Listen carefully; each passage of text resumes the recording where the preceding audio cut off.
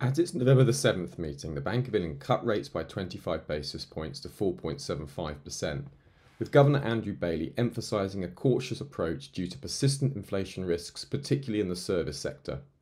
Though there's only sort of around a 20% chance of another rate cut in December priced in by markets, dovish Labour CPI print could shift expectations.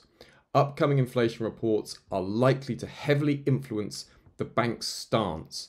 So the Bank of England forecasts inflation to persist into 2025 at 2.75%.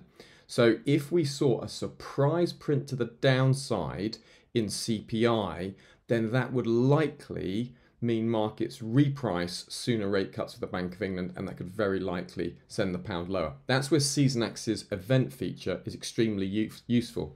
Here we see the pound dollar's reaction to the UK CPI print over the last 5 years. And if you notice, the extent of the falls have been as high as 2.26%, as it was in December 2022.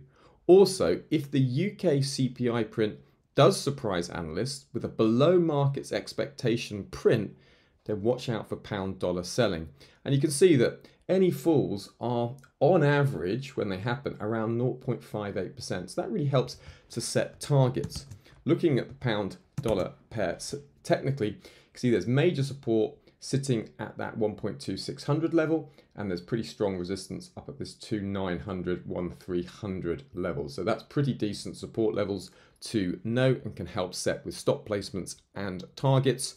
Remember, all outlooks have risks. This is no exception, and the main trade risk here is any unexpected moves higher inflation can further support the pound dollar pair, and we could see a move higher. Remember, don't just trade it, Seasonax it. Come along here to Seasonax and sign up for literally thousands more seasonal insights that are just waiting to be revealed.